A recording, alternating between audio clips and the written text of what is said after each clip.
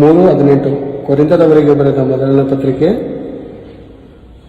3ನೇ ಅಧ್ಯಾಯ 18ನೇ ವಚನ. ಯಾವನು ತನ್ನನ್ನು ತಾನೇ ಮೋಸಗೊಳಿಸದಿರಲಿ, ತಾನು ನಿಮ್ಮಲ್ಲಿ ಲೋಕ ಸಂಬಂಧವಾದ ಜ್ಞಾನಿಯಾಗಿದ್ದನೆಂದು ಭಾವಿಸಿಕೊಳ್ಳುವವನು ಜ್ಞಾನಿಯಾಗುವಂತೆ ಹುಚ್ಚನಾಗಲಿ.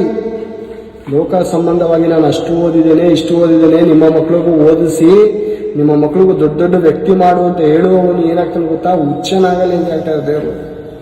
ಎಂತಕ್ಕೋಸ್ಕರ ಪ್ರಾರ್ಥನೆ ಮಾಡ್ತೀರಪ್ಪ?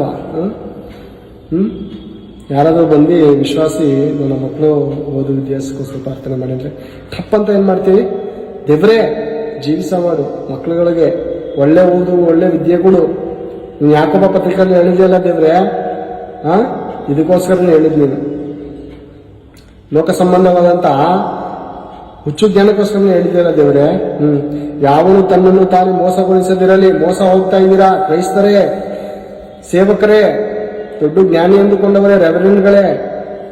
ಈ ವಿಷಯಗಳನ್ನು ಅನೇಕ ಕಡೆ ಪ್ರಚುರಪಡಿಸಿ